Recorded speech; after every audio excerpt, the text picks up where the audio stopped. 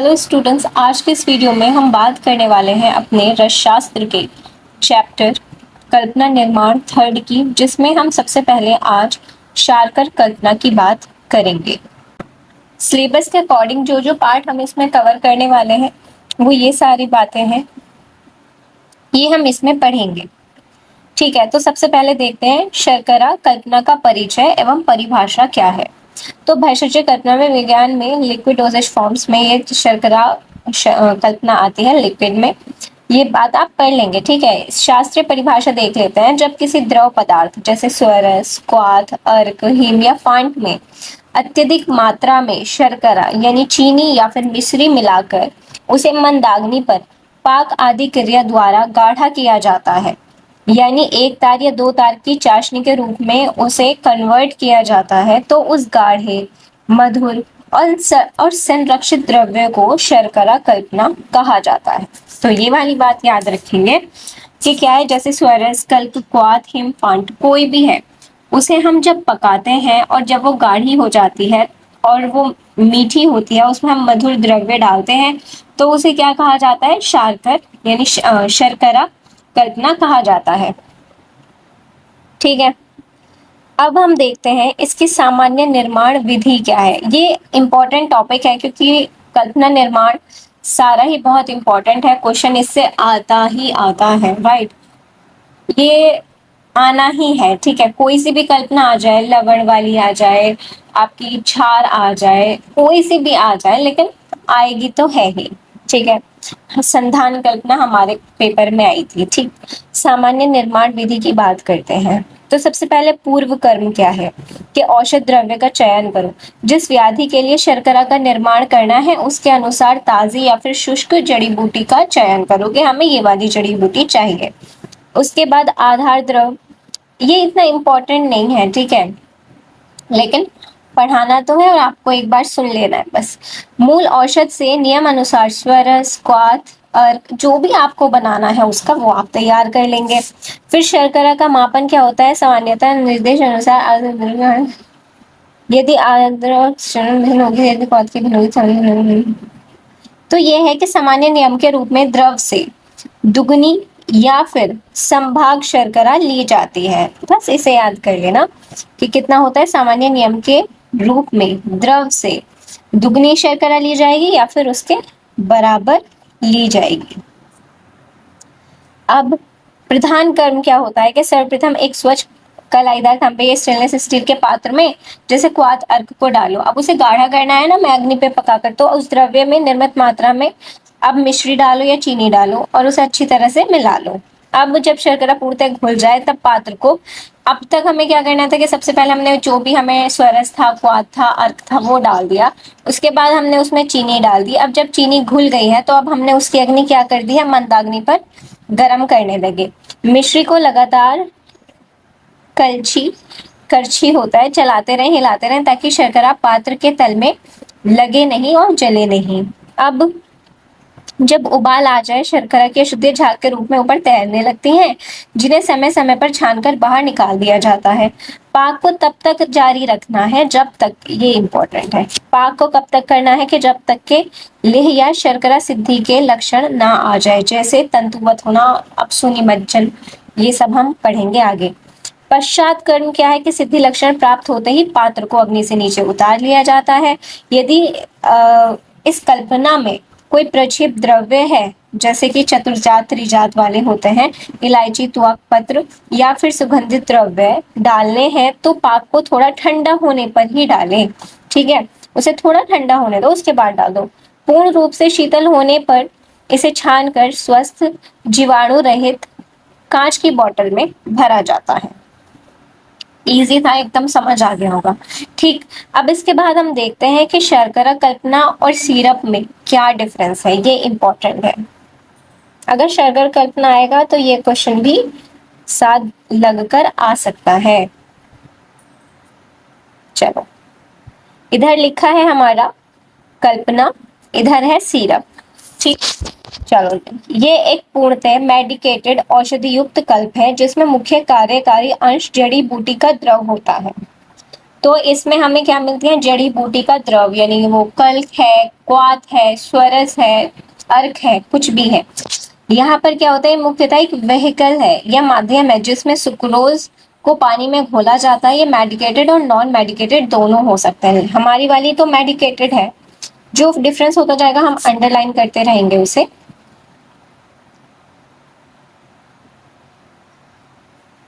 Medicated है और ये क्या है, मेडिकेटेड नॉन मेडिकेटेड है।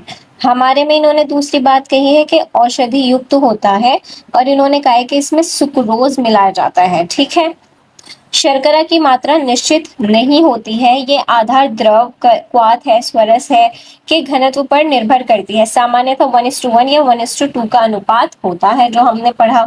सुक्रोज की मात्रा निश्चित होती है, यानी 66.7 W/W है ना, वेट बाय वेट या वेट बाय वॉल्यूम इतना होता है। चाहे ये याद करो मत करो, इतना ज्यादा नहीं है इम्पोर्टेंट। अब क्या है, इसमें जल के स्थान पर औषधीय स्वरस, क्वाथ, हिमफांड या अर्क का प्रयोग अनिवार्य रूप से किया जाता है, होता है। इसमें मुख्य विलायक शुद्ध जल, यहाँ पे वाटर का यूज होता है। यहाँ पे जरूरी नहीं है कि वाटर ही हो, ठीक है, यहाँ पे तो हम स्वरस, क्वाथ, ये सारी चीजें लेते हैं। औषधियां बाद में सिंथेटिक रूप में मिलाई जाती है, मतलब वहां पर कहा जा रहा है हमारी जो ये कल्पना है, ये तो कल्पना है ही कि वो लिक्विड फॉर्म में, लेकिन यहाँ पर लिक्विड फॉर्म में पहले सॉल्यूशन तैयार किया जाता है, उसके बाद उसमें मेडिसिन डाली जाती है। फर्क समझ रहे हो ना। इसमें मंद अग्नि पर तब तक लंबा पाक किया जाता है जब तक कि चाशनी तंतु वाली ना बन जाए। इसे केवल सुक्रोज को घोलने के लिए हल्का गर्म किया जाता है या बिना गर्म के शीत विधि से बनाया जाता है। ठीक है, इसमें किसी भी प्रकार के कृत्रिम रासायनिक प्रिजर्वेटिव्स की आवश्यकता नहीं होती है। शर्करा का उच्च पाक स्वतः प्राकृतिक प्रिजर्वेटिव का कार्य करता है।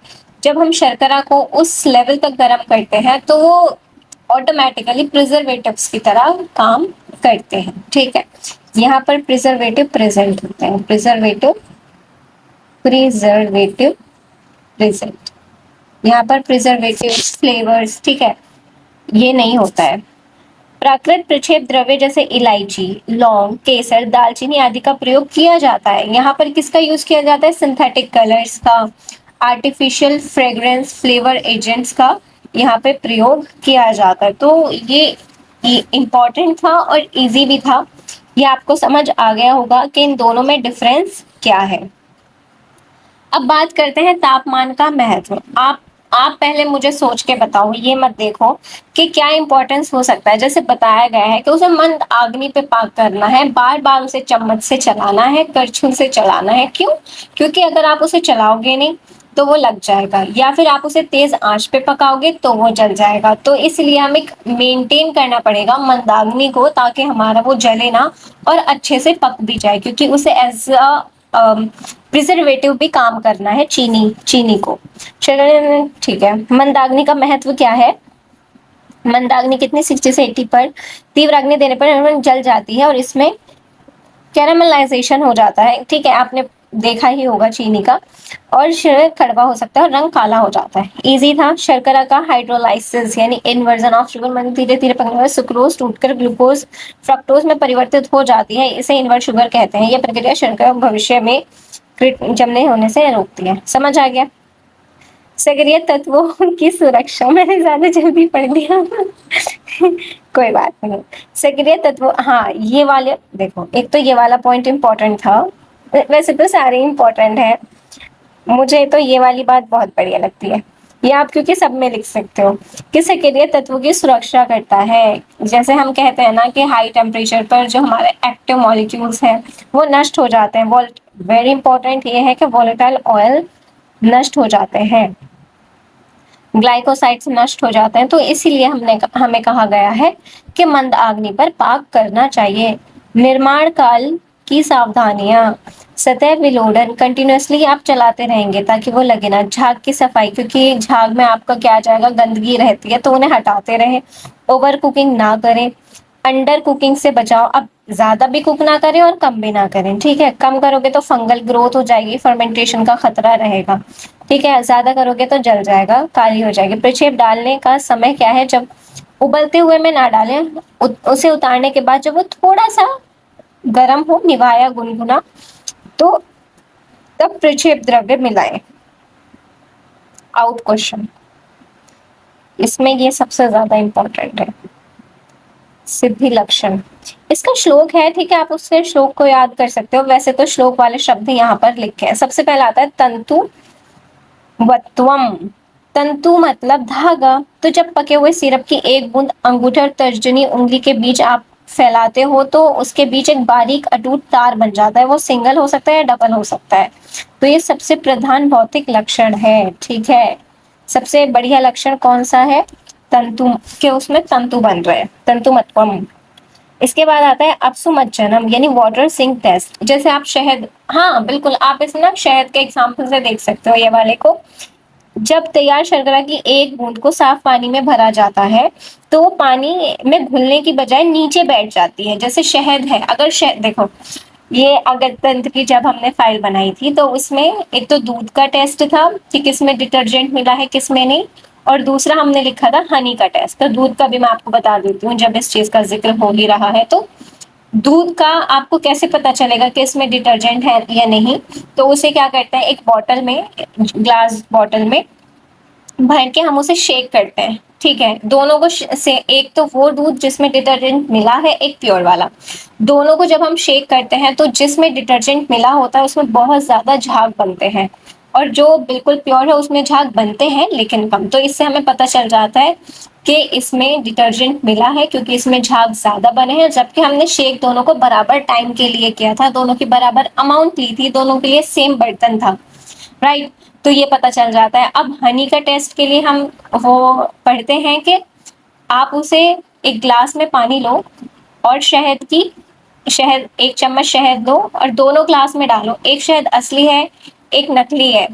तो जो असली वाला है वो सीधा चुपचाप पानी में बैठ जाएगा, पानी में मिक्स नहीं होगा। लेकिन जिसमें चीनी मिश्रित है, ठीक है, क्योंकि शहद में किसको मिलाया जाता है? चीनी को। अब जिसमें चीनी मिश्रित है वो पानी में घुलने लगेगा।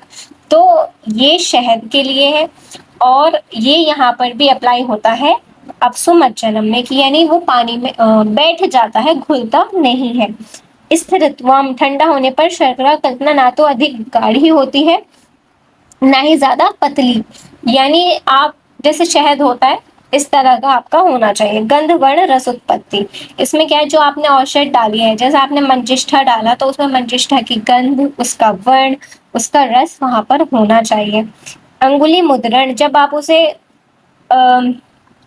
उंगली से दबाओगे चाशनी को तो उस पे आपकी मुद्रा यानी आपके जो फिंगरप्रिंट्स हैं वो उस पर छप जाते हैं। जैसे आप किसके साथ, मैं आपको बताऊं, वो नहीं आती है लाल पीली कलर की मिट्टी, कौन सी मिट्टी कहते हैं उसे, मुझे नाम याद नहीं आ रहा, उसमें आपकी फिंगर छप जाती है ना, फिंगरप्रिंट्स। तो उस तरह से इसमें भी फिंगर्स आपकी छप जाती है। जैसे, हाँ मुझे याद आ गया, गुड़ होता है ना, जब गुड़ आप ताजा ताजा लेके आते हो तो जब गुड़ आप खाते हो तो आपके फिंगरप्रिंट उस पर लग जाते हैं। ठीक वैसे ही वो बात कर रहे हैं कि इसका भी ये एक लक्षण है। पैकिंग, संरक्षण एवं संतति काल यानी शेल्फ लाइफ क्या है? पैकिंग के लिए पूर्ण रूप से शिथिल किसकी, कांच की बोतल में रख देंगे, ठीक है। और कहने का यही मतलब है कि उसमें प्लास्टिक वगैरह से बचे रहे, ठीक है। यूवी रेस से भी उसकी सुरक्षा रहे, बोतलों के ढक्कन एयर टाइट होने चाहिए। तो ये 3 बातें याद रख लेना। कांच की बोतल होनी चाहिए, यूवी से सुरक्षित होनी चाहिए और एयर टाइट होना चाहिए जिसके अंदर नमी मॉइस्चर ना जाए। संरक्षण के लिए ठंडे, पहले इन्हें ठंडा करो शुष्क छायादार स्थान में, store in a cool and dry place away from the direct sunlight. ये लाइन तो इतनी बार पढ़ी होती है ना, याद ही होंगी, ठीक है। Store in a cool and dry place away from the direct sunlight. Refrigerator में क्योंकि इतना ठंडे है, तो ये बस इतना याद कर लेना कि ठीक है, store in a cool and dry place away from direct sunlight. Shelf life क्या होता है? शास्त्र मत में 1 वर्ष मानी गई है। तो शास्त्रीय किसने मानी है? ये शारंगधर संहिता के अनुसार, क्योंकि हम शारंगधर संहिता ही भैषज्य कल्पना में मोस्टली प्रायोरिटी दी जाती है शारंगधर संहिता को। तो 1 वर्ष उन्होंने मानी है। आधुनिक मॉडर्न क्या कहती है? 3 साल तक, ठीक है। विशिष्ट उदाहरण क्या है? तुलसी अर्क शर्करा। तो इसमें क्या हो जाएगा, तुलसी पत्र का अर्क हो जाएगा जो कि 1 भाग यानी जैसे 500 ml ले लिया। शुद्ध शर्करा उसके 2 भाग 1000 ग्राम ले ली। प्रक्षेप द्रव्य इलायची चूर्ण सूक्ष्म मात्रा में सुगंधित हेतु, ठीक है, क्योंकि हम प्रक्षेप द्रव्य क्या लेते हैं, सुगंधित द्रव्य होते हैं, त्रिजात या चतुर्जात। इसका निर्माण विधि वो सब सेम है, एक बार पढ़ लेंगे, ठीक है। इसका चिकित्सीय उपयोग क्या है, तुलसी अर्क शर्करा के चिकित्सीय गुण कास एवं श्वासहर होता है, दीपन पाचन करता है, ज्वरहर है, रोचक एवं सुखास्य है, कंठ्य है। इसकी मात्रा 5 से 10 ml दिन में 2 या 3 बार गुनगुने जल के साथ लिया जाता है। तो बच्चों ये था आज का हमारा शारकर कल्पना। मैं आपको गारंटी देती हूँ इससे बाहर क्वेश्चन आ ही नहीं सकता, क्योंकि सिलेबस में इतना ही है तो क्या ही बनाएगा जब हमने नोट्स में अपने सारे ही टॉपिक कवर कर लिए हैं और सिर्फ 15 मिनट में आपका पूरा चैप्टर कंप्लीट हो गया। तो खुश रहिए, ऐश करिए, ठीक है।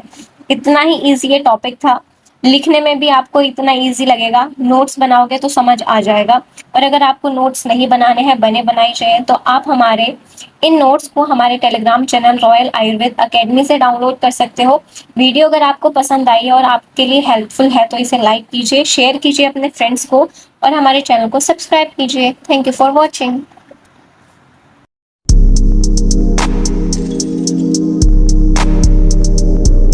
हेलो, आज हम बात करने वाले हैं रसशास्त्र के कल्पना निर्माण 3 में गुण पाक कल्पना की, जिसमें हम वो सारे पॉइंट्स कवर करेंगे जो हमारे सिलेबस में है। हमेशा की तरह हमारा एक ही फॉर्मेट होता है। तो चलिए सबसे पहले हम इसके इंट्रोडक्शन से शुरू करते हैं। आयुर्वेद भैषज कल्पना के अवलेह कल्पों के अंतर्गत गुण पाक कल्पना आती है। गुड़ का मतलब क्या है, जागेरी, ठीक है। गुड़ क्या प्रदान करता है, वो सिर्फ एक स्वीटनर ही नहीं है बल्कि वो क्या है, एक शक्तिशाली भैषज भी है, यानी वो हमारी व्याधियों को भी ट्रीट करता है, ठीक है। वैसे तो हम जानते हैं कि बहुत सारी कल्पनाओं में गुड़ डाला जाता है, जैसे मैंने आपको बताया था प्रियाल मोदक, उसमें गुड़ डाला जाता है स्वीटनिंग के लिए, लेकिन वो केवल स्वीटनिंग ही नहीं बल्कि बहुत सारे काम भी करता है, ठीक है। अब इसमें देखते हैं सामान्य निर्माण विधि क्या होती है। सबसे पहले क्या करेंगे, द्रव्य संग्रह एवं शोधन। उत्तम श्रेणी के बालू या धूली कणों से रहित कम से कम 1 वर्ष पुराना गुड़ लेते हैं और योग में वर्णित अन्य जड़ी बूटी को स्वच्छ कर उनका बारीक चूर्ण या कल्क या प्रक्षेप हेतु तैयार किया जाता है, ठीक है, यानी उनका चूर्ण बना लिया जाता है। फिर द्रव पदार्थ का मापन। गुड़ को घोलने के लिए निर्दिष्ट द्रव जैसे कि जल हो सकता है, दूध हो सकता है, स्वरस या क्वाथ का उचित मात्रा में मापन किया जाता है। शास्त्र में गुड़ की मात्रा कितनी कही गई है कि जितना गुड़ है गुड़ की मात्रा से 2 गुना या 4 गुना द्रव लिया जाता है। याद करना इम्पोर्टेंट है। प्रधान कर्म देखते हैं कि प्रधान कर्म में हम क्या करते हैं, गुड़ का विलायन करते हैं, डिसोल्यूशन करते हैं। जो भी हमने द्रव निर्धारित किया है उसमें गुड़ के छोटे छोटे टुकड़े डालेंगे और उसे मिक्स करेंगे, यानी वो जब तक के पूरा घुल ना जाए। उसके बाद फिल्ट्रेशन करेंगे, यानी निर्मलीकरण करेंगे कि उसे छानना है एक्चुअली उस मिश्रण को एक स्वच्छ, क्योंकि हमें पता है कि हम रसशास्त्र में वस्त्र यूज़ करते हैं मोस्टली और छन्नी भी यूज़ कर सकते हैं, ठीक है। ये अत्यंत आवश्यक है क्योंकि गुड़ों में क्या क्या मिला होता है, मिट्टी, गन्ने के छिलके जैसी अशुद्धियाँ होती हैं। अग्नि संयोग एवं पाक। अब क्या करेंगे, जो छना हुआ मधुर द्रव है उसे एक चौड़े मुंह वाले कलाईदार या फिर स्टेनलेस स्टील के पात्र में डालकर मंद अग्नि पर चढ़ाया जाता है। मिश्रण को एक कलछी से लगातार हिलाया जाता है ताकि गुड़ तली में जले नहीं, ठीक है, लगे नहीं। फेन उद्गम एवं पाक सिद्धि। जैसे जैसे पाक गाढ़ा होता है उसमें से झाग निकलने लगता है और उसकी सांद्रता बढ़ जाती है, यानी वो गाढ़ा होने लगता है। इस अवस्था में लगातार सिद्धि लक्षणों की परीक्षा की जाती है। अब वो सिद्धि लक्षण क्या होते हैं वो हम आगे पढ़ेंगे, ठीक है। पश्चात कर्म क्या होगा कि प्रक्षेप द्रव्य का मिश्रण। जैसे ही पाक सिद्ध हो जाएगा पात्र को अग्नि से उतार लिया जाता है। पाक के थोड़ा गुनगुना, मैंने आपको बताया था प्रक्षेप द्रव्य तभी डाले जाते हैं जब वो ठंडा हो जाता है, यानी थोड़ा ही गर्म हो। जड़ी बूटी का सूक्ष्म चूर्ण यानी प्रक्षेप द्रव्य जो भी उसमें डालना है वो डालेंगे और फिर उसे कलछी से अच्छी तरह से मिलाया जाता है। ठीक है, इस तरह डालेंगे कि उसमें कोई भी लम्ब ना बने। शीतलीकरण एवं मधु का संयोग, यदि योग में मधु यानी हनी का निर्देश हो तो पाक के पूर्णतः ठंडा होने पर ही मधु मिलाया जाता है। उष्ण पाक में मधु मिलाना आयुर्वेद में विश्वत माना जाता है, क्योंकि हम जानते हैं आयुर्वेद में मधु यानी शहद गरम नहीं खाया जाता, ना उसे गरम ही चीज़ों में, गरम पानी में, किसी भी गर्म कल्पना में नहीं डाला जाता। तो उसी रूल को फॉलो करते हुए उन्होंने कहा है कि अगर आपको मधु डालना ही है तो बिल्कुल जब वो ठंडा हो जाए तब डालना। तापमान का महत्व क्या है? मंदाग्नि, ठीक है, अगर मंदाग्नि होगी तो वो जलेगा नहीं। तीव्र अग्नि पर देने से गुड़ का क्या हो जाएगा? कैरमलाइजेशन हो जाएगा, जिससे पाक जल सकता है और उसका रंग पूरी तरह काला हो जाता है। ये एक्सपेरिमेंट मैंने किया हुआ है घर पे, कभी भी गुड़ आता था जब मैं छोटी थी। अभी तो खैर मुझे गुड़ का शौक भी नहीं है, बचपन में था तो मैं गुड़ सोचती थी कि वो एक होता है ना कि गरम करके खाना है गुड़ को, तो मैं तवे पर उसे गरम करती, लेकिन वो अक्सर जल जाया करता। तो फिर मुझे वक्त के साथ पता चला, जब अब हम गुड़ जमाते हैं ठंड में तो उसे कम आंच पे, बिल्कुल धीमी आंच पे चम्मच चलाते चलाते तब वो पिघल जाता है। ठीक है, सक्रिय तत्वों का संरक्षण, इससे क्या होता है, जो एक्टिव प्रिंसिपल्स हैं वो उसी में मौजूद रहते हैं, उड़ते नहीं हैं। ठीक है, अगर आप उन्हें ज़्यादा पका दोगे तो वो नष्ट भी हो सकते हैं और जो वॉलेटाइल कंपाउंड्स हैं वो भी ख़त्म हो सकते हैं। लचीलापन, टेक्सचर कंट्रोल, देखो अगर ज़्यादा ही गुड़ पक जाएगा तो वो कड़क हो जाएगा। ठीक है, तो इसलिए उसे लचीलापन बनाने के लिए उचित तापमान पर ही पकना चाहिए। निर्माण काल में सावधानी क्या होती है? सतत विलोड़न, यानी हमेशा चम्मच चलाते रहना है ताकि वो जले ना।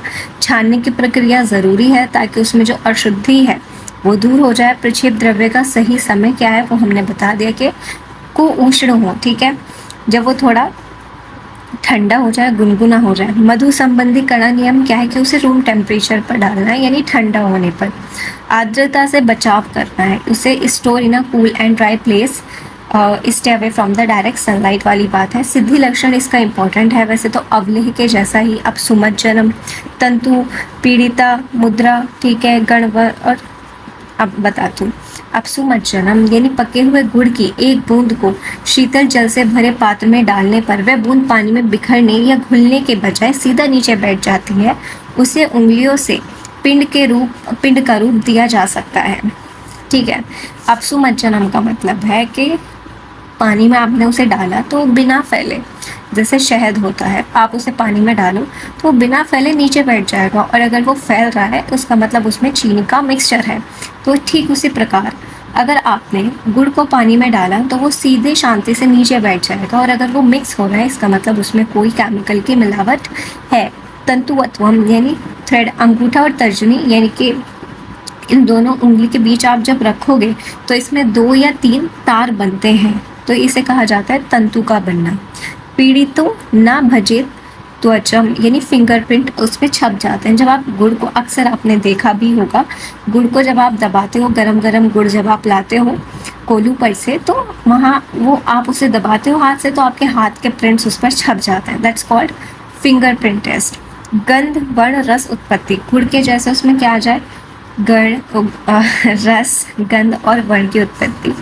तरती प्रक्षिप्तम, ये क्या बोल रहे हैं, यदि सिद्ध पाक में कोई हल्का प्रक्षेप चूर्ण डाला जाए तो वह तुरंत नीचे डूबने के बजाय सतह पर कुछ क्षण तैरता रहे। ठीक है, इससे पता चलता है कि पाक की जो स्पेसिफिक ग्रेविटी है वो ज़्यादा है। पैकेजिंग, ठीक है, ये सब आपको पता है कि एयर टाइट होना चाहिए, कांच का जार होना चाहिए, वो सबका सेम है ना प्यारे बच्चों। संरक्षण भी आपको पता है, store in a cool and dry place away from direct sunlight. Shelf life याद कर लोगे कि शास्त्र में तो 1 साल है, लेकिन आधुनिक में 3 साल है। उदाहरण, मणिभद्र गुण, इसमें क्या होता है, विडंग, आंवला, हरितकी, त्रिव्रत, शुद्ध पुराण गुण जो कि 1 साल पुराना मैंने आपको बताया था, और जल। निर्माण विधि सबकी सेम होगी, इसमें इसका चिकित्सा उपयोग याद कर लेंगे। किसमें यूज होता है मणिभद्र गुण, कुष्ठ में और त्वचा रोग में, क्रमिघ्न में मृदु विरेचक है, और शोथ और उदर रोग में यूज होता है। ठीक है, मात्रा याद करना इंपॉर्टेंट है। 6 से 12 ग्राम। विशिष्ट उदाहरण दूसरा गुड़ पिपली का है, तो पिपली में है तो पिपली नाम इसमें है तो पिपली इसमें आएगा। उत्तम श्रेणी का गुड़ इसमें आ जाएगा। कोई संक्रमण रोग की उग्रता के अनुसार गुड़ की मात्रा दुगनी या तिगनी भी ली जाती है, सामान्यतः संभाग श्रेष्ठ माना गया है। याद रख लेंगे। इसका चिकित्सीय महत्व क्या है? काश्वासहर है। देखो ये वाली चीज़ हमेशा याद रखना, पिपली है, ठीक है। तो इसका यूज़ किस में है? काश्वासहर करता है, अग्निदीपन और आम पाचन करता है, प्रियोदर नाशक है और रसायन गुण इसमें होते हैं। समझ आ रहा है? देखो पिपली है ना, उस पिपली की वजह से ये काश्वासहर है, अग्निदीपन आम पाचन है।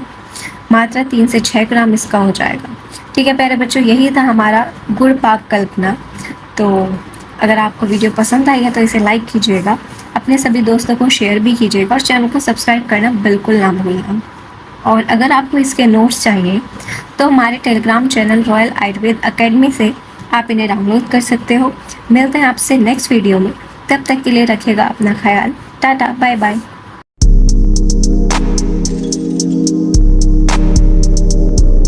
हेलो स्टूडेंट्स, आज के इस वीडियो में हम बात करने वाले हैं अपने कल्पना निर्माण 3 के लवण कल्पना वाले टॉपिक की, जिसमें हम सारे पॉइंट्स एनसीईआरटी के सिलेबस के अकॉर्डिंग कवर करने वाले हैं।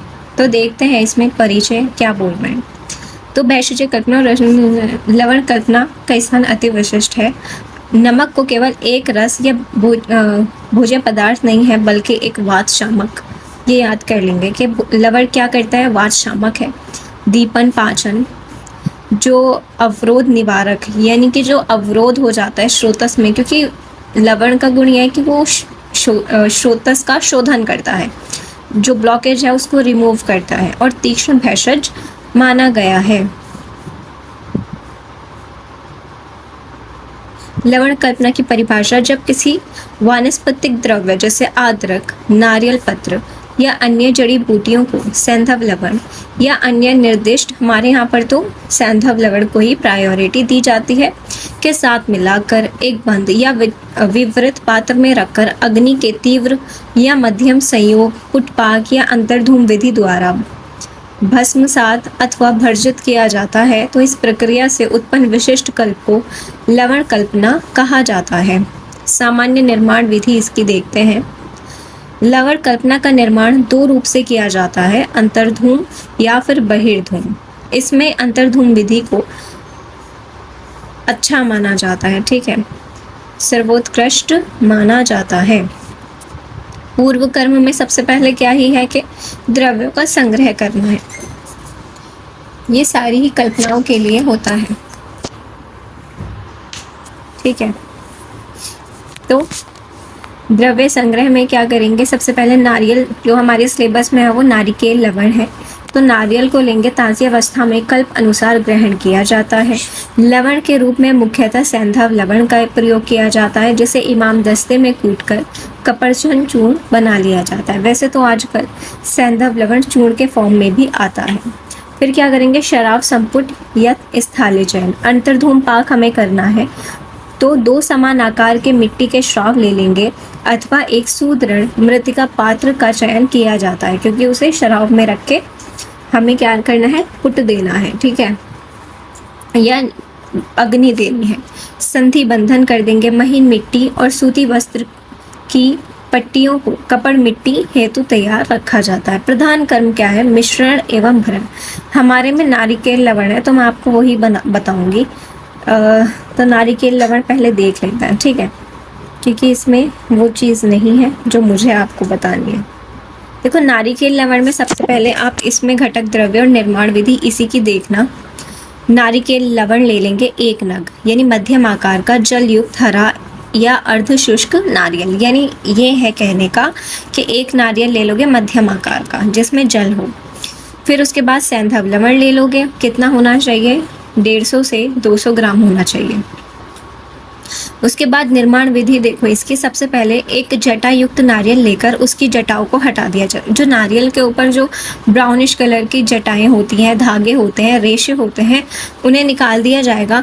नारियल के ऊपरी भाग जो आँख वाला हिस्सा होता है, एक छोटा सा सुराख वहाँ से करेंगे और उसके बाद नारियल के अभ्यंतर जल को बाहर नहीं निकाला जाता, लेकिन कुछ विद्वान लोग जल निकाल कर लवण भरते हैं। तो इसमें मतभेद है, कोई जल को निकालना प्रीफर करता है, कोई कहता है कि जल में ही डाल दो, किंतु जल सहित पाक श्रेष्ठ माना जाता है। क्योंकि जल सहित श्रेष्ठ माना जाता है तो हम वही लिख कर आएंगे कि जो श्रेष्ठ है।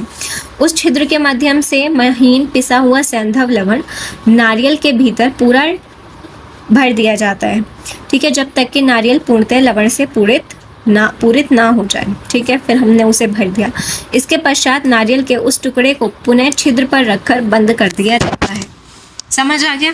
और अथवा मिट्टी के कल्क यानी कपड़ मिट्टी कर दिया जाता है, ठीक है। अब इस नारियल के ऊपर स्वच्छ कपड़ मिट्टी और 7 परतें चढ़ाई जाती हैं, ठीक है। 7 बार कपड़ मिट्टी करते हैं ना, और प्रत्येक परत को अच्छी तरह पहले सुखाओ। एक परत लगाओ, उसे सुखाओ, फिर दूसरी लगाओ, फिर उसे सुखाओ, इस तरह से किया जाता है। उसके बाद सूख जाने के बाद क्या देते हैं हम? गजपुट देते हैं, ठीक है।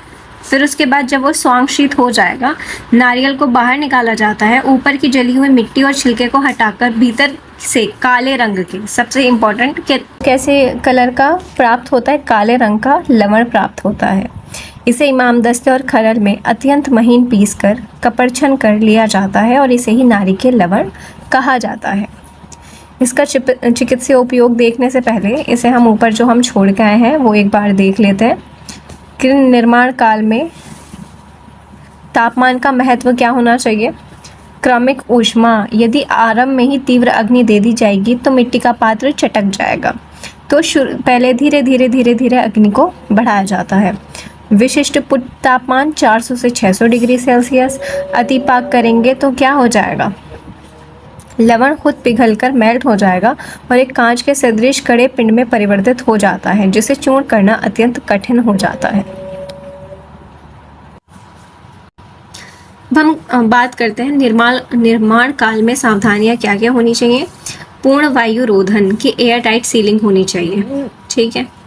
और पूर्ण शुष्कता, जब आप संपुट को अग्नि में रखकर ये पूरी तरह सूख चुकी हो, ठीक है। जब कपड़ मिट्टी आप 7 बार करोगे तो वो पूरी तरह सूख जानी चाहिए। स्वांगशीतता का नियम, पाक के बाद संपुट को कभी भी कृत्रिम रूप से जैसे पानी डालकर या हवा देकर ठंडा ना करें, उसे स्वतः ही ठंडा होने दें, अन्यथा लवण में आर्द्रता आ जाएगी। आर्द्रता रहित खरल, यानी जिस खरल में आप उसे चूर्ण करोगे वो पूरी तरह से पानी से फ्री होना चाहिए। सिद्धि लक्षण क्या है? सूक्ष्म होना चाहिए और सलक्षण होना चाहिए। वर्ण की परीक्षा होनी चाहिए। रंग सफेद या भूरा रह गया हो तो वो अपूर्ण पाक है। मैंने आपको बताया था काले वर्ण का, तो धूसरिया काले वर्ण का होता है। गंध एवं रस की परीक्षा, यानी जो जिस भी वनस्पति, जैसे हम नारिकेल लवण पढ़ते हैं तो उसमें नारियल की गंध और रस की परीक्षा नारियल जैसी होनी चाहिए। पुनर्दाह परीक्षा, रीहीटिंग करने पर यदि पुनः खाली अग्नि पर गर्म किया जाए तो उसमें धुआं नहीं निकलना चाहिए, क्योंकि समस्त वाष्प कार्बनिक द्रव्य पहले ही स्थिर हो चुका होता है। इसे छोड़ दो, बाकी ये 3 याद कर लेना। पैकिंग कैसे करना है? एयर टाइट में, ठीक है। बस संरक्षण, store in a cool and dry place. Shelf life देख लो, इनकी शेल्फ लाइफ ज़रूर याद कर लेना। ये जो 6 कल्पनाएं हैं, ठीक है प्यारे बच्चों, इनको ज़रूर से याद कर लेना, ज़रूर से। वैसे तो मैंने अपने सिलेबस पे लिखी हुई थी, मैं आपको वो भेज दूंगी, अपने ग्रुप में डाल दूंगी टेलीग्राम पर, तो लेकिन फ़िलहाल आप याद कर लेना। या मैं 6 की 6 कल्पनाएं पढ़ाऊंगी, आप सबको अपने कॉपी में लिख लेना कि लवण कल्पना 5 साल, असकृति कल्पना इतने साल, ठीक है। वो सारी चीज़ें लिख लेंगे। उदाहरण मैंने आपको बता दिया था। इसका चिकित्सीय उपयोग ज़्यादा इम्पोर्टेंट है। मैं आपको जो बता देती हूँ कि इम्पोर्टेंट है वो ज़रूर। परिणाम शूल में यूज़ होता है, अम्ल पित्तनाशक है, गुल्म या अनाहर और दीपन पाचन तो मैंने आपको पहले ही बताया था। इसकी मात्रा 1 से 2 ग्राम दिन में 2 बार, भोजन के बाद गुनगुने जल के साथ या छाछ मट्ठा के साथ, यानी तक्र के साथ अथवा चिकित्सक के परामर्श अनुसार, ठीक है, याद हो जाएगा। तो ये था आज का टॉपिक। अगर आपको वीडियो पसंद आई है तो इसे लाइक कीजिएगा, चैनल को सब्सक्राइब करना और वीडियो को ज़रूर शेयर करना। अगर आपको इसके नोट्स चाहिए तो हमारे Telegram channel royal Ayurveda academy पर आपको मिल जाएंगे, वहाँ से आप इन्हें डाउनलोड कर सकते हो। तब तक के लिए रखिएगा अपना ख्याल। मिलते हैं आपसे नेक्स्ट वीडियो में। Tata bye bye.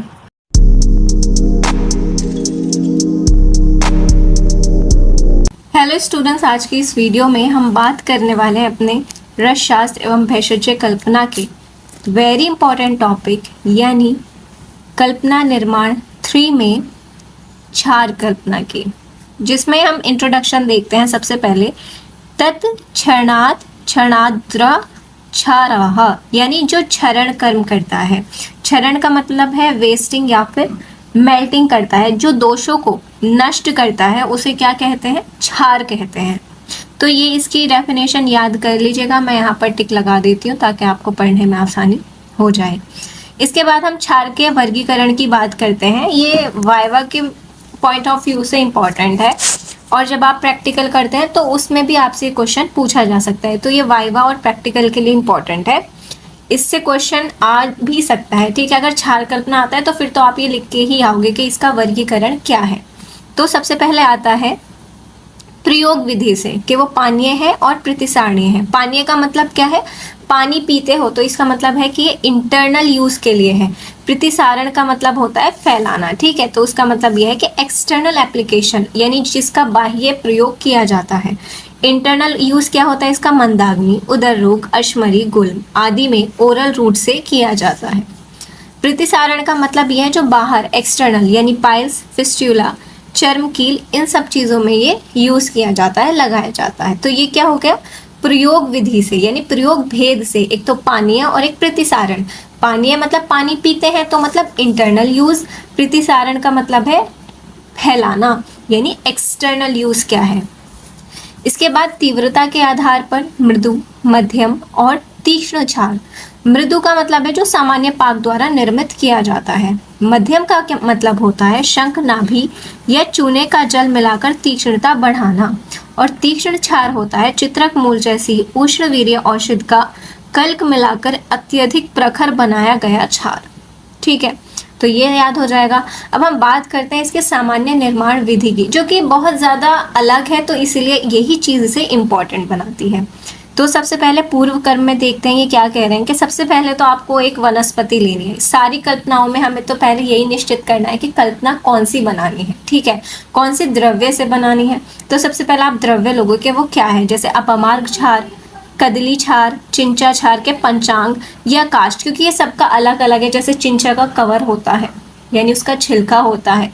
कदली का क्या लेते हैं हम? पत्र लेते हैं। अपमार्ग में क्या लेंगे? उसका पंचांग लेंगे। कदली में, कदली यानी केले का पत्र और केले का जो वो होता है जो स्टेम है ना, वो लेते हैं। तो ये उसके अनुसार, पेड़ के अनुसार चेंज हो जाएगा। ठीक है, द्रव्य गीला ना हो, उसे सुखाकर, क्योंकि हमें उसकी भस्म बनानी है तो उसे पहले सुखाएंगे धूप में रख के। अगर वो जलीय अंश उसमें है उसे सुखाने के बाद उसका भस्म बनाते हैं। ठीक है, उसमें फंगस या मिट्टी ना लगी हो, कोई भी पत्थर वगैरह उसमें ना हो, ठीक, कोई भी कीड़ा काटा उसमें ना हो, इस तरह का पेड़ का हम चयन करेंगे। फिर पात्र का चयन करेंगे। भस्म निर्माण हेतु बड़ा लोह पात्र या खुली स्वच्छ भूमि हो। और जल, क्षार जल जो होता है, हम आगे पढ़ेंगे कि क्षार जल क्या होता है।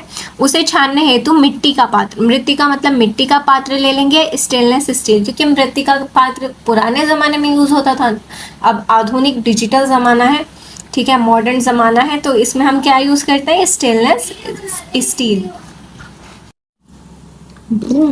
अब देखते हैं प्रधान कर्म। प्रधान कर्म में सबसे पहले क्या करना है? हमें भस्म बनानी है, फिर उससे हमें क्षार जल का निर्माण करना है और उसका निस्रवण यानी फिल्ट्रेशन कैसे होगा बताती हूँ। भस्मीकरण देखो, यानी जो भी आपको वनस्पति, जो भी जिसका प्रयोज्यांग यूज़ आपको करना है, कि पंचांग है या फिर उसका तना है या फिर उसका पत्र है, जो भी है उसे सबसे पहले आप सुखाएंगे, क्योंकि जितना जलीयांश होगा जलाने में उतना ही मुश्किल होगा।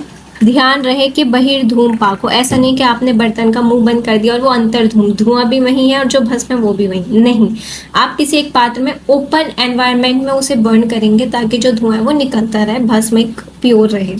इस तरह जब वो पूरी तरह जल जाए तो किस तरह का प्राप्त होता है भस्म? धूसर या श्वेत वर्ण की भस्म, व्हाइट ऐश बनने तक जलाया जाता है। ठीक है, इस तरह की आपको भस्म मिल जाएगी। उसके बाद क्या करेंगे, प्राप्त जो भस्म आपको हुई है जब वो शीतल हो जाए, ठीक है, तो उस भस्म में 4 गुना, क्षार 4, इस तरह से याद मैंने किया है, क्षार 4, क्षार तो 4 गुना। ये एमसीक्यू में पूछा जाता है, मेरे में भी कोई आया था, मुझे याद नहीं एग्जैक्ट किसका रेशियो पूछा गया था, तो मैंने तो ट्रिक से याद किया था, जैसे ही मैं आपको बता रही हूँ कि क्षार और 4, तो बस इतना ही याद रखना है कि क्षार में 4 गुना पानी डलता है, 4 गुना 1:4, और कुछ ग्रंथों में 6 या 8 है, तो इतना हमें याद नहीं रखना, ये याद रख लेंगे।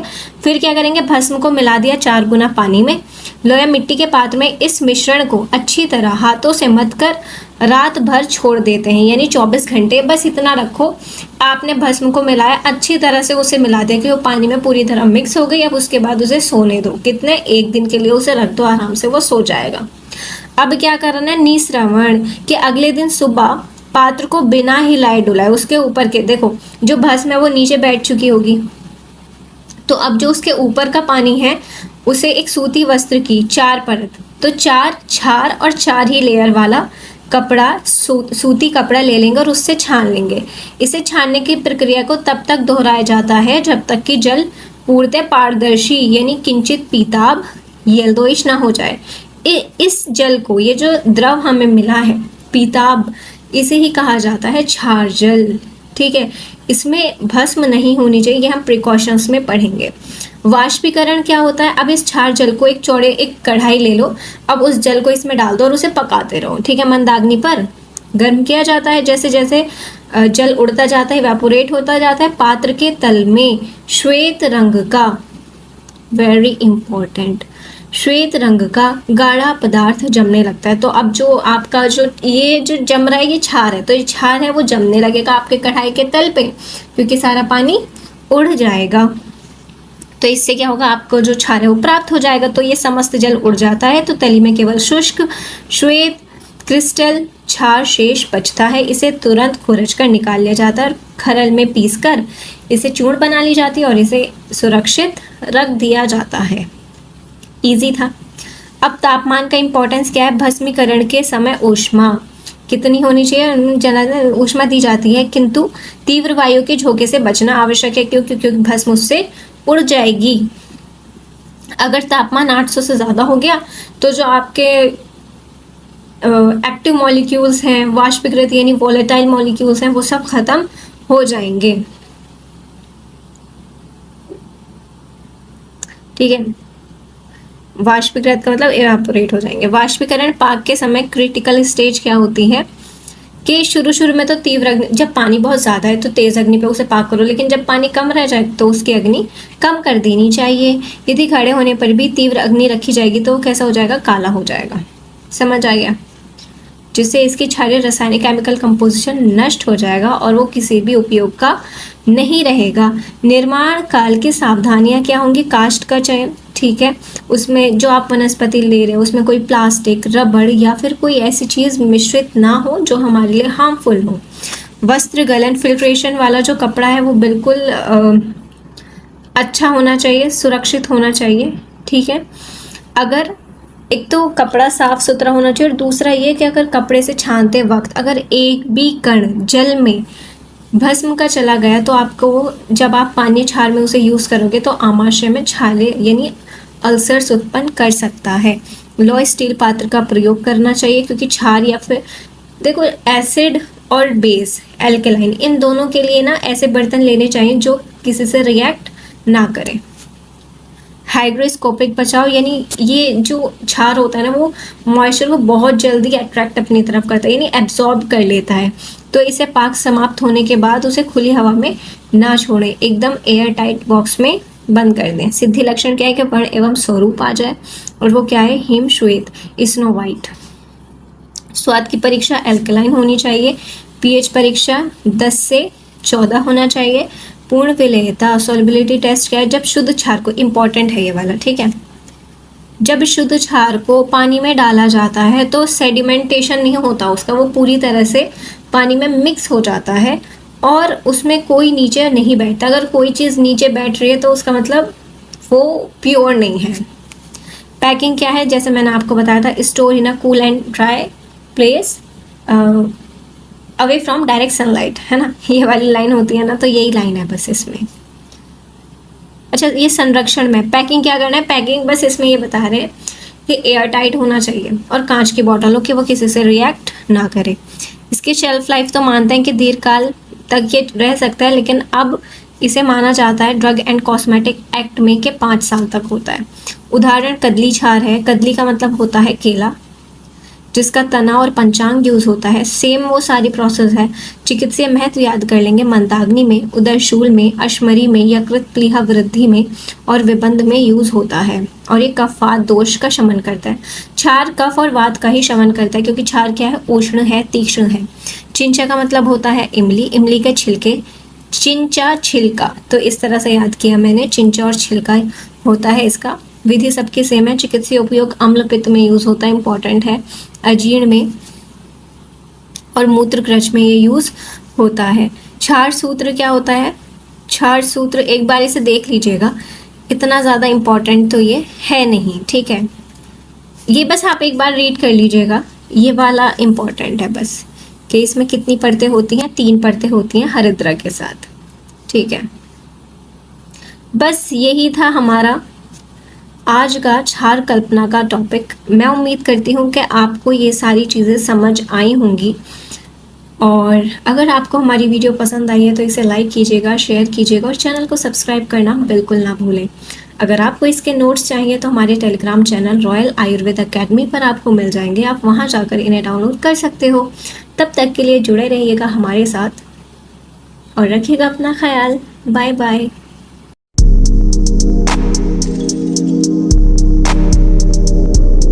हेलो स्टूडेंट्स, आज के इस वीडियो में हम बात करने वाले हैं अपने कल्पना निर्माण 3 के चैप्टर में अयस्कृति कल्पना की, जो कि काफ़ी इम्पोर्टेंट भी है, ठीक है। अभी तक इससे NCISM के अकॉर्डिंग क्वेश्चन तो नहीं आया है, लेकिन आने के चांसेस इसके अब बहुत ज़्यादा हैं। क्यों? क्योंकि कल्पना निर्माण 3 में जो इम्पोर्टेंट थी उसमें से एक ये कल्पना है, ठीक है। तो इसे अब ध्यान से देखेंगे कि 2023 बैच के लिए ये बहुत इम्पोर्टेंट है। इसमें पाठ्यक्रम बिंदु यानी सिलेबस के अकॉर्डिंग जो पॉइंट्स हैं वो ये सारे पॉइंट्स हैं, वो हम इस वीडियो में कवर करेंगे। और आपको पता ही है कि हमारे सारे notes according to NCISM syllabus होते हैं। अदर यूनिवर्सिटीज़ के बच्चे भी अगर देखते हैं तो इसमें कोई बुराई नहीं है, सारे पॉइंट्स इसमें कवर होते हैं। अयस्कृति कल्पना का परिचय बहुत इंपॉर्टेंट है, क्योंकि ये नाम एकदम अलग है।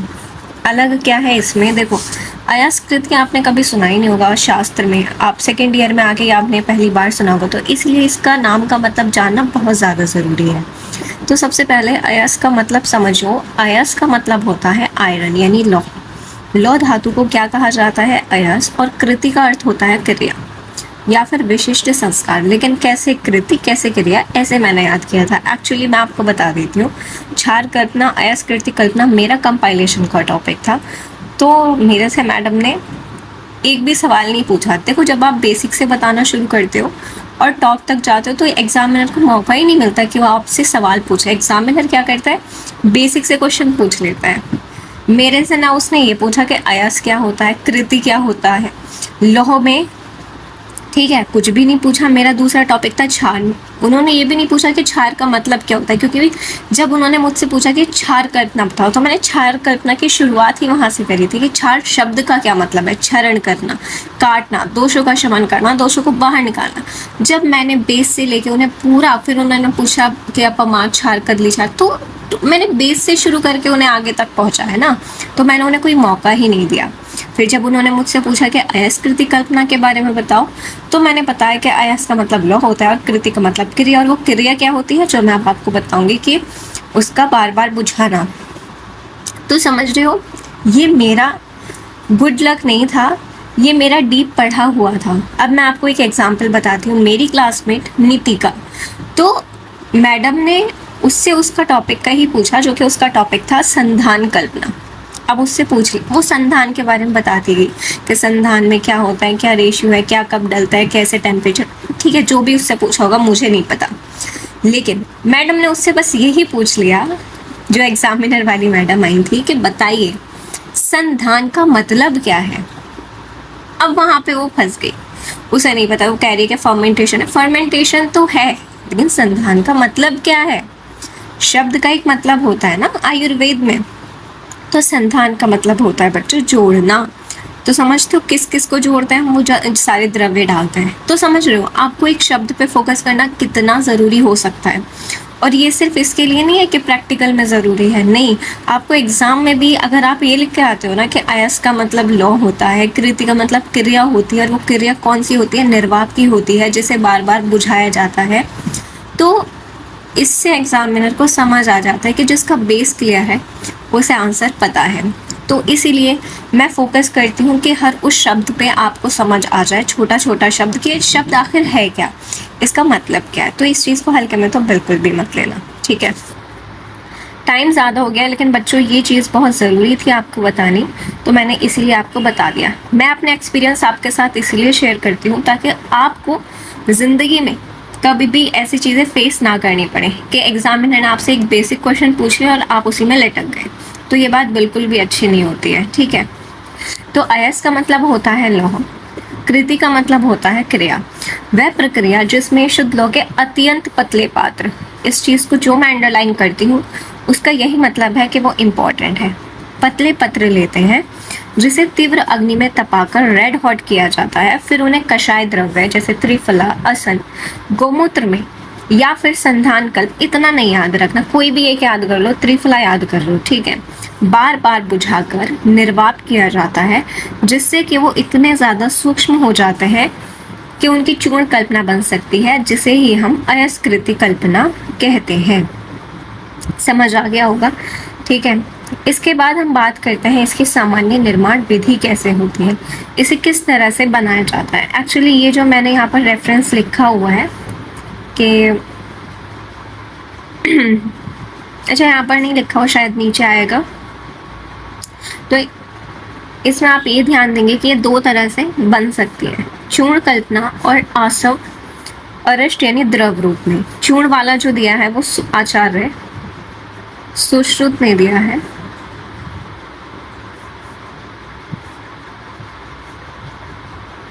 आचार्य सुश्रुत ने दिया है, और जो ये वाली कल्पना है ये आचार्य चरक ने दी है, ठीक है।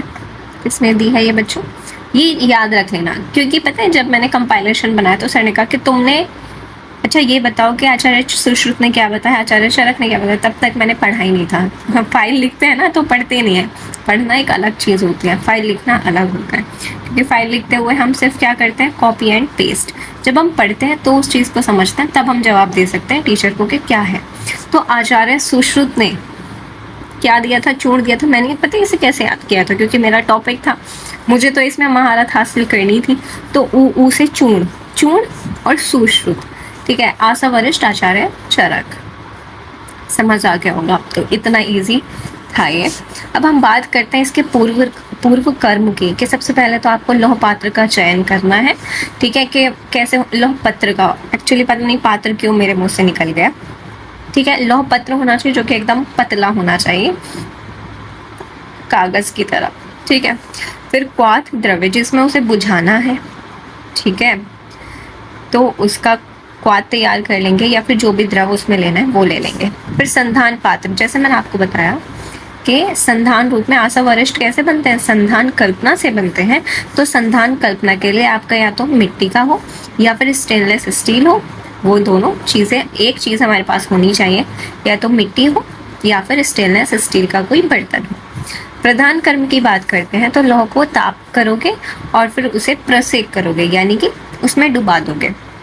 मैंने रसशास्त्र में चैप्टर नंबर 2 जो परिभाषा है वो पूरा अच्छे से एक्सप्लेन किया विद एवरी टर्म, निर्वाप, आवाप, धारण। बातचीत को फोन करके आवाप, ढालन, निर्वाप, शोधन, मारण, सत्वोपादन, सारी चीज़ें मैंने आपको उसमें बहुत इजी तरीके से बताए हुए हैं, तो आप जाकर वो ज़रूर देख लीजिएगा अगर आपको ये टर्म्स में अब भी क्लैरिटी नहीं है। ठीक है, जब आप वो वीडियो देख लोगे तो आपकी वो सारी चीज़ें क्रिस्टल क्लियर हो जाएगी। ठीक है, फिर क्या करेंगे, जो हमने रेड हॉट किया है उसे किस में बुझा देंगे, कोई क्वाथ या स्वरस या जो भी हमने द्रव लिया है उसमें उसे बुझा देंगे। इतनी बार करते हैं कि वो 7, 16 या 21 बार तक की जाती है, जब तक कि वो इतना ज़्यादा ब्रिटल नहीं हो जाता कि वो चूर्ण हो जाए। ठीक है, फिर हम उसे चूर्ण कर लेंगे। चूर्ण कैसे करेंगे, यंत्र में घिसकर, कौन सा यंत्र होता है बच्चों, खल्व यंत्र में घिसकर उसे चूर्ण बना लिया जाता है। अब उसके बाद संधान प्रक्रिया में, अब जो सूक्ष्म चूर्ण हमें प्राप्त हुई है, जब हम संधान कल्पना पढ़ते हैं तो उसमें धातु की पुष्प, शर्करा, मधु और अन्य दीपन पाचन द्रव्य जैसे कि चतुर्जात, त्रिजात, त्रिकटु, ये सारी चीज़ें उसमें डालते हैं। तो ये सब चीज़ें जब डाल देंगे तो उसके बाद हम इस पर ये चूर्ण की, ये वाली चूर्ण भी डाल देंगे और उसे बंद करके रख देंगे। समझ आ गया। अब घट के मुंह को कपड़ मिट्टी से बंद करके 1 महीने तक उसे फर्मेंटेशन होने के लिए रख देंगे। इसके बाद पश्चात कर्म क्या आ जाएगा कि 1 मंथ के बाद हमें उसमें सिद्धि लक्षण दिखाई देने लगते हैं, जो कि हम सारे सिद्धि लक्षण पढ़ते हैं संधान कल्पना में। तो पात्र को खोलकर द्रव को पवित्र वस्त्र से छान लिया जाता है और इस छने हुए पारदर्शी किंचित श्याव या रक्तवर्ण को ही अयस्कृति कल्प कहा जाता है। अब इसमें तापमान का महत्व क्या है कि हाई टेम्परेचर पे लोहे को गर्म किया जाता है ताकि वो रेड हॉट हो जाए। अगर वो रेड हॉट नहीं होगा तो वो इतना भी ज़्यादा सॉफ्ट नहीं होगा कि उसके चूर्ण बन जाए। संधान काल में एक टेम्परेचर होता है जो कि 25 से 35 डिग्री सेल्सियस होता है। अगर ये तापमान ज़्यादा ही कम हो जाएगा तो फर्मेंटेशन अच्छे से नहीं हो पाएगा, और अगर बहुत ज़्यादा हो जाएगा तो उसमें एसिडिटी हो जाएगी। समझ पा रहे हो? तो ये मेंटेन करना है। निर्माण काल में सावधानी क्या होनी चाहिए, लौह की शुद्धि अच्छे से कर लेना चाहिए। ठीक है, लौह जो है वो अच्छा होना चाहिए, जंग रहित होना चाहिए। ठीक है, अगर कोई आप जंग लगा लोहा लेते हैं तो उसका क्या होता है, विषाक्त प्रभाव उसका होता है। तीव्र प्रसेक सावधानी, जब रेड हॉट हो जाए तो तीव्र भाप और छींटे उठती हैं। अब आप सोचो कि कोई गर्म चीज़ ठंडे पानी में डाले जा रहे तो छींटे तो आएंगी, तो इसलिए आपको चाहिए कि आप आंखों पे चश्मा पहने और अपने जो स्किन है उसके लिए ग्लव्स पहने। लोहे का तैरना नहीं, मतलब लोहे को तैरना चाहिए। एक्चुअली जो हमारा आयरन होता है, अगर आप उसे डालोगे किसी भी लिक्विड में तो वो नीचे बैठ जाएगा, लेकिन जब हमने उसका चूर्ण कर लिया तो वो इतना ज़्यादा सूक्ष्म हो जाता है कि वो पानी में तैरने लगता है हंस की तरह। जैसे कि मैंने आपको बताया था भस्मों की 18 परीक्षा होती हैं, वो भी मैंने आपको बताया था परिभाषा वाली वीडियो में, और वो आपको देखना बहुत ज़रूरी है। प्लीज़ वो जाकर आप ज़रूर देख लीजिएगा। वो आप देख लोगे तो आपके लिए रस शास्त्र बहुत इजी हो जाएगा, क्योंकि वो चैप्टर ही रस शास्त्र का बेस है। तो जो सतह पर तैरने लगती है, निरुद्ध भस्म, निरुद्ध नहीं, उत्तम भस्म हो जाएगा वो। ठीक है, और तो ये बताता है कि वो इतनी ज़्यादा सूक्ष्म हो जाती है कि वो तैरने लगती है। संधान घट की सूक्ष्मता, यानी जो भी जिसमें भी आप संधान करोगे वो अच्छे से धूप में सुखाया जाना चाहिए, अन्यथा फंगस लग सकती है। सिद्धि लक्षण क्या होते हैं, अपुनर्भव, कि जो आपने लौह का जो चूर्ण तैयार किया है, अगर उसे वापस से आप उस गरम करो तो वापस से आयरन जो लौह है वो नहीं बनना चाहिए, लौह धातु नहीं बनना चाहिए। रेखापूर्ण क्या होता है कि जब आप लोहे की भस्म नहीं बोलेंगे, लोहे की चूर्ण को अपने अंगूठे और तर्जनी उंगली के समान बीच में रगड़ोगे तो वो आपके फिंगरप्रिंट्स में घुस जाएगा। इट्स कॉल्ड रेखा पूर्णत्व। ठीक है, संधान के सिद्धि लक्षण क्या होते हैं कि द्रव्य में जो एक अल्कोहल वाली एरोमा है वो आनी चाहिए। जब आप माचिस की तिल्ली घट के मुंह पर ले जाते हो पर वह बुझनी नहीं चाहिए। ठीक है, वो कब बुझती है, जब CO2 निकलती है। CO2 निकलती है इसका मतलब काम चल रहा है। जब वो बुझेगी नहीं इसका मतलब आपकी जो फर्मेंटेशन की प्रोसेस है वो पूरी हो गई है। ठीक है, लौह आयन विलेयता परीक्षण ऐसे छोड़ दीजिए। ठीक है, इतना डीप में जाना हमारी बात नहीं है। अब पैकेजिंग एंड सेल्फ लाइफ की बात करते हैं। तो वही बात है कि क्योंकि ये अयस्कृति कल्पना है तो कांच की बोतल में रखते हैं, एंड सबको अपना जो एयर टाइट है उसमें रखते हैं, ठीक है। संरक्षण, store in a cool and dry place, stay away from direct sunlight, ये वाली लाइन है, ठीक है। शेल्फ लाइफ क्या कहते हैं कि जितना पुराना उतना अच्छा, पुराणो गुणवान भवेत, लेकिन DNC एक्ट क्या कहता है कि 10 साल तक। अयस्कृति, इसमें क्या है, सब से सारी चीज़ें सेम है जैसे मैं बता के आई हूँ, वो सारी बातें हैं इसमें, ठीक है। विशेष उदाहरण, हाँ इसका यूज़ देख लीजिएगा कि इसका यूज़ किस में है, उदर में, प्रमेय में, मेदो रोग में इसका प्रयोग किया जाता है, और तो कुछ नहीं है। अच्छा ये लिखा तो है, प्रमेय नाशक है, स्थौल्यहर है, पांडु रोग है, और कुष्ठ में यूज़ किया जाता है। कितना इजी था, देखो इसे याद मैंने कैसे किया था कि अयस्कृति कल्पना है, लौह में तो लौह है तो पांडु में यूज़ होता है, पांडु में यूज़ होगा, पी से पांडु, पी से प्रमेय में यूज़ होता है। प्रमेय का एक कारण स्थौल्य होता है, और जो स्थौल्य व्यक्ति होते हैं उन्हें त्वचा रोग होते हैं। बस इस तरह से याद कर लिया था मैंने। पी से अयस्कृति कल्पना है, लौ है तो पांडु में यूज़ होगा, पी से पांडु, पी से प्रमेय में यूज़ होगा। प्रमेय किसे होता है, जो स्थौल्य होते हैं, और स्थौल्य वाले लोगों को ही कुष्ठ होता है। सो ये था आपका, और क्रमिग्न होता है, ठीक है, याद रख लेंगे। अब हम बात करते हैं मात्रा एवं अनुपान की। 12 से 24 ml मात्रा इसकी होती है एग्जैक्टली, ठीक है। गुनगुने जल के साथ भोजन के तुरंत बाद दिन में 2 बार इसे देना चाहिए। ये वाली जो मात्रा है ये संधान कल्पना वाली मात्रा है, ठीक है। तो बच्चों ये था आपका चैप्टर। मुझे उम्मीद है कि आपको ये बहुत अच्छे से समझ आ गया होगा। अगर आपको ये वीडियो पसंद आई है तो इसे लाइक कीजिए, चैनल को सब्सक्राइब कीजिए, वीडियो को अपने फ्रेंड्स को ज़्यादा से ज़्यादा शेयर करना। और अगर आपको इसके नोट्स चाहिए तो हमारे Telegram channel royal Ayurveda academy पर आपको मिल जाएंगे, आप वहाँ जाकर इन्हें डाउनलोड कर सकते हो। Bye bye.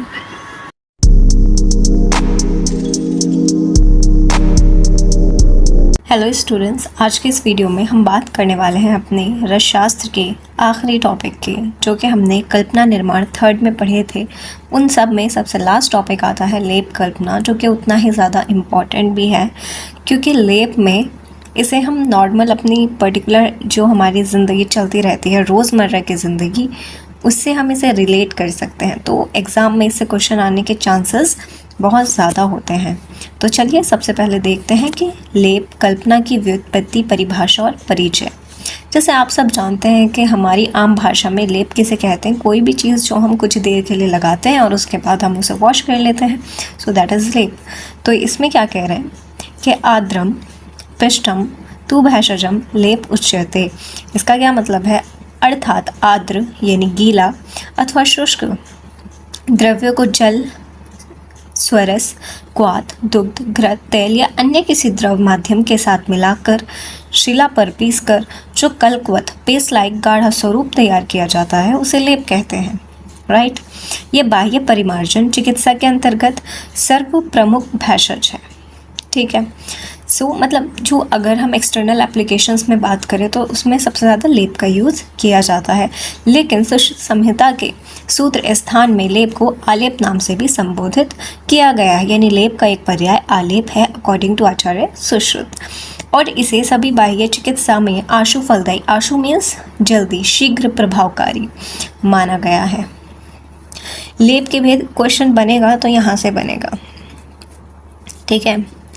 लेप के भेद क्या होते हैं, तो दोषघ्न लेप, वृषघन, विषघ्न लेप और वर्ण्य लेप।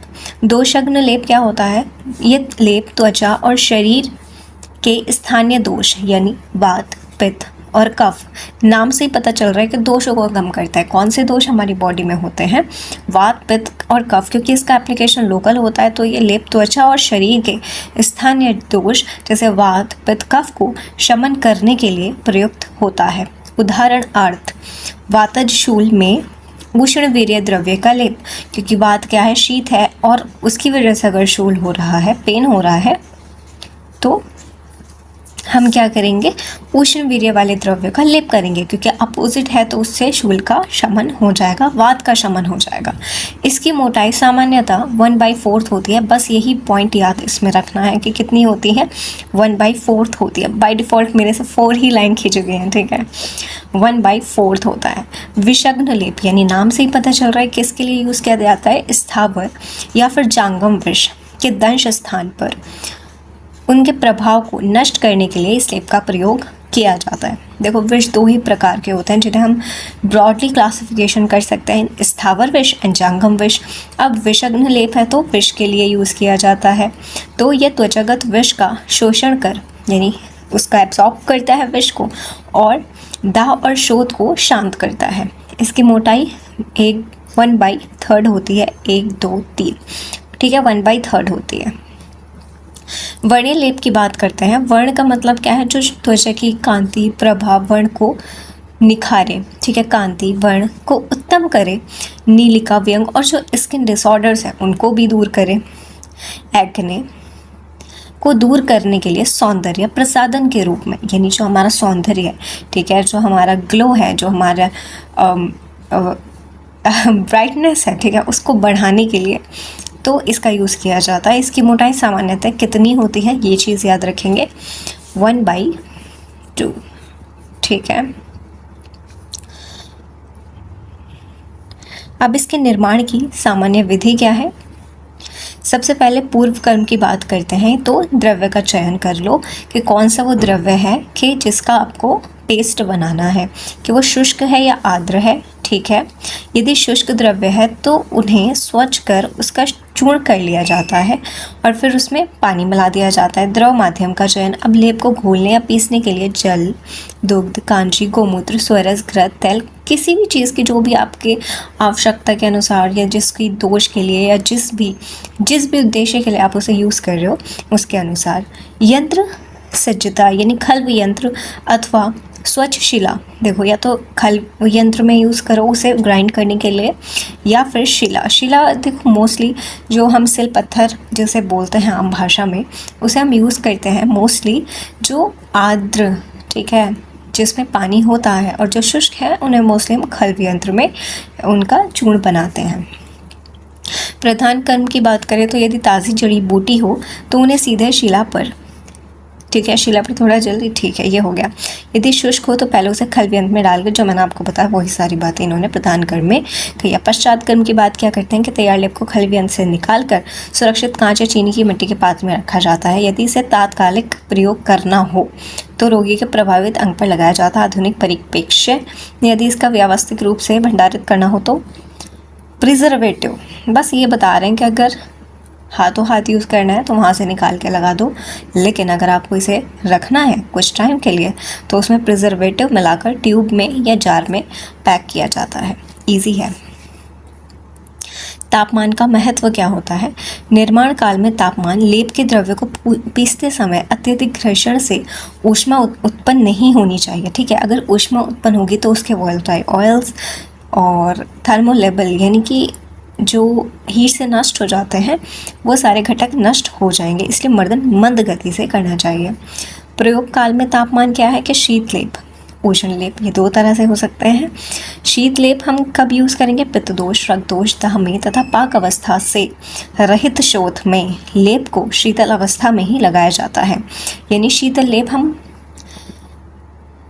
शीत लेप कब लगाते हैं, पित्त दोष, रक्त दोष, दाह में।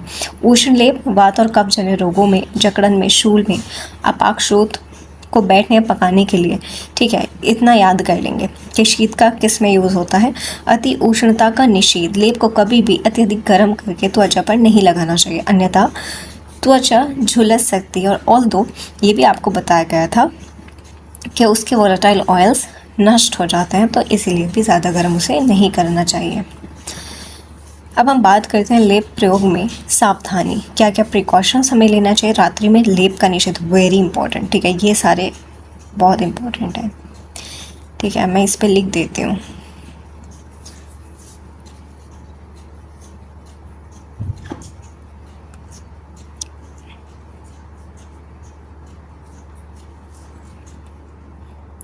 कि रात्रि में लेप का प्रयोग नहीं करना चाहिए। रात्रि के समय त्वचा के क्यों नहीं करना चाहिए वो भी ज़्यादा ज़रूरी है। रोमकूप संकुचित हो जाते हैं और जो शरीर की ऊष्मा बाहर नहीं निकल पाती। यदि रात्रि में आपने लेप लगाया तो ऊष्मा अवरुद्ध होने से पीड़िका, खुजली और त्वचा विकार उत्पन्न हो सकते हैं। उपवाद इसमें क्या है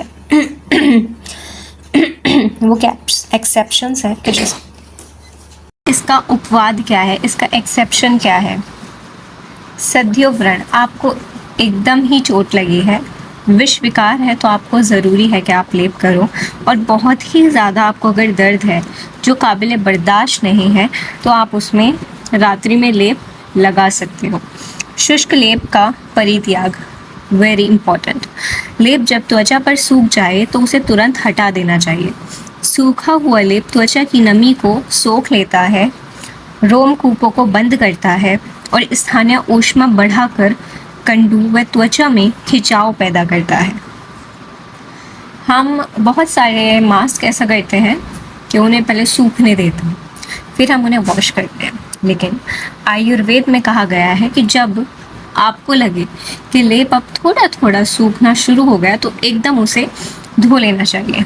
पुनः लेपन का निषेध, आपने एक बार लेप लगाया और उस सूखने पर उसी के ऊपर दोबारा लेप नहीं लगाना चाहिए। पुराने लेप को पूरी तरह धोकर साफ करने के बाद ही नया लेप लगाना चाहिए। पुराना लेप बैक्टीरिया की वृद्धि का केंद्र बन सकता है। ठीक है, मैं इन्हें इरेज कर देती हूँ। चलो, फोर्थ, मोटाई का ध्यान रखना है, जिसमें एक तो हमें बताया गया है कि सबके अनुसार कितनी कितनी मोटाई होनी चाहिए और लेप को ना अत्यंत पतला होना चाहिए ना ही अधिक मोटाई यानी गाढ़ा और ना पतला। भैषज रत्नावली के अनुसार इसकी मोटाई एक भैंस की खाल के मोटाई के बराबर होनी चाहिए। ठीक है। रोमों के विपरीत दिशा में लेपन, लेप हमेशा बालों की विपरीत दिशा में लगाना चाहिए ताकि औषधीय तत्व रोमकूपों में और स्वेदवाहिनी प्रणालियों में के माध्यम से त्वचा के भीतर गहराई तक अवशोषित हो सके। ठीक है, तो हमेशा अपोजिट डायरेक्शन में लगाना चाहिए। सिद्धि लक्षण क्या होते हैं? चिकनापन, अंगुलियों के बीच रगड़ने पर लेप में कोई दरदरापन या बालों जैसा कण का अनुभव नहीं होना चाहिए। मैंने आपको लास्ट वीडियो में भी किसी में शेयर किया था कि मैं मुल्तानी मिट्टी यूज़ करती हूँ, तो जब मैं उन्हें अपने हाथों के बीच रब करती हूँ तो मुझे कोई ऐसा खुरदुरापन बिल्कुल भी महसूस नहीं होता। इतना स्मूथली वो रब होता है अपने हाथों पर और फेस पर रब करने में भी मज़ा आता है। ठीक है, but it is only for oily skin. तो वो चिकनापन इसमें होना चाहिए। समरूपता होना चाहिए कि द्रव और चूर्ण के अंश अलग अलग नहीं दिखे। पता चला पानी इधर एक साइड हो रहा है और चूर्ण इधर नहीं, उसे अच्छे से होमोजीनियस मिक्सचर बनाना चाहिए। गंध और वर्ण, जो भी आपने उसमें एक तो जो भी दवाई उसमें डाली है, पॉइंट आता है गंध और वर्ण। योग में प्रयुक्त औषधि की एक प्राकृत गंध और वर्ण है वो उसमें होनी चाहिए। अगर वो गंध विकृत है यानी दुर्गंध उसमें आ रही है तो उसे यूज़ नहीं करना चाहिए। 10 वाला 10 का है ना। इसके बाद हम इसे मॉडर्न से रिलेट करते हैं तो पीएच की वैल्यू, विस्कोसिटी, उसका पार्टिकल साइज, माइक्रोबियल लोड और उसका स्किन इरिटेशन टेस्ट, ये सब आप मॉडर्न का है, ये सब आप एक बार पढ़ लेंगे। अब हम बात करते हैं इसके विशिष्ट उदाहरण की, जो कि इसमें याद करना इम्पॉर्टेंट है। सबसे पहले अवलगुज आदि लेप। मुख्य घटक इसमें क्या है? अवलगुज जो कि है बाकुची बीज, जो कि बाकुची का पर्याय है। बाकुची सोरेलिया कॉरिलीफोलिया, जिसे हम द्रव्य गुण में भी पढ़ते हैं कि वो स्किन के डिसऑर्डर्स में यूज़ किया जाता है। और हरी दाल, इसका भावना द्रव्य कौन है? गोमूत्र है। बाकी निर्माण विधि सब में सेम है। ये लेप किसके लिए यूज़ किया जाता है? ये हम द्रव्य गुण में भी पढ़ेंगे, लेकिन यहाँ पर भी है शिवित्र में यानी विटिलिगो या फिर ल्यूकोडर्मा में इसका यूज़ किया जाता है। बाकुची का नाम ही सोरेलिया कॉरिलीफोलिया है, तो इसमें पाया जाने वाला सोरेलिन, तो इससे क्या होता है? तो ये इसका एक्टिव प्रिंसिपल है। सेकंड आता है उदाहरण केशवर्धक लेप। जैसे नाम से ही हमें पता चल रहा है कि केश का वर्धन करने वाला लेप। तो केशवर्धक जो कि हम आयुर्वेद में और आयुर्वेद के नाम पे बहुत सारे तेल इसी नाम से बिकते हैं कि भृंगराज तेल, ठीक है। तो इसमें सबसे जो घटक द्रव्य है वो है भृंगराज, एक्लिप्टा एल्बा, आमलकी जो कि बालों के लिए अच्छा है, यष्टि मधु, और जबा पुष्प जो कि बालों को ब्लैक कलर देता है, हिबिस्कस, रोजा साइनेंसिस, और तिल के काले बीज। इसमें द्रव माध्यम क्या है? नारिकेल जल, दुग्ध अथवा भृंगराज स्वरस। नेक्स्ट, निर्माण विधि सबकी सेम होगी और इसका यूज़ खालित्य में होता है, ठीक है। खालित्य में, पालित्य में और दारुणक यानी डैंड्रफ में होता है।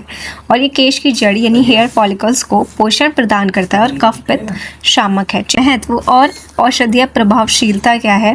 त्वरित अवशोषण, रैपिड लोकलाइज एक्शन होता है। और ये हमने द्रव्य गुण में जब हमने वीडियो बनाई थी उसमें मैंने आपको बताया था कि जो टॉपिकल एप्लीकेशंस हैं ड्रग डोजेज फॉर्म्स में, हाँ मैंने बताया था कि उसमें टॉपिकल जो है वो लोकल को ही हील करता है, तो इसी वजह से उसका जो एक्शन है तो वो जल्दी होगा, ठीक है, क्योंकि वो लोकली एक्ट कर रहा है, वो फर्स्ट पास मेटाबॉलिज्म को भी छोड़ देगा, तो इसलिए उसका टाइम ऑफ एक्शन कम हो जाएगा। शोधन एवं रोपण करेगा, शोधन एवं वेदना स्थापन है, ठीक है। काय चिकित्सा एवं पंचकर्म विभाग के साथ समन्वय, तो ये एक बार आप इसे देख लेंगे कि ये क्या है, लेकिन ये तो हमारा 3rd ईयर का सिलेबस है। पैकेजिंग टेक्निक्स क्या है इसकी वो देखेंगे। सबसे पहले तो ये बताया गया है कि लेप अगर बनाते हो तो उसका एकदम ही यूज़ करना चाहिए शास्त्र के अकॉर्डिंग, लेकिन अगर आपको उसे बाद में यूज़ करना है तो उसमें आपको प्रिजर्वेटिव्स मिलाने पड़ेंगे, ठीक है। और व्यावसायिक शुष्क लेप औषध को सुखाकर महीन चूर्ण के रूप में पैक किया जाता है, इसीलिए इसके लिए क्या यूज़ किया जाता है? हाई डेंसिटी पॉलीइथाइलिन जार अथवा लैमिनेटेड एल्यूमिनियम पाउचेस का प्रयोग किया जाता है। ये बहुत ज़्यादा इंपॉर्टेंट नहीं है, इसे आप एक बार पढ़ लीजिएगा। सेव्य अवधि, शेल्फ लाइफ इंपॉर्टेंट है, क्योंकि मैंने आपको अभी बताया कि लेप को जितना जल्दी यूज़ किया जाए उतना ही ज़्यादा बेटर है, तो फ्रेश यूज़ करना चाहिए। लेप का चूर्ण 2 वर्ष तक होना चाहिए और आधुनिक लेप यानी जो हम ऑइंटमेंट्स क्रीम्स पढ़ते हैं उनका 3 साल तक की अवधि है। यहाँ पर हमारा फिनिश होता है कल्पना निर्माण 3 वाला चैप्टर, जो कि जिसमें हमने 6 की 6 कल्पनाएं पढ़ ली हैं। अगर आपको ये वीडियो पसंद आई है तो इसे लाइक कीजिएगा, चैनल को सब्सक्राइब कीजिएगा और अपने सभी फ्रेंड्स तक शेयर करना ना भूलें। Bye bye.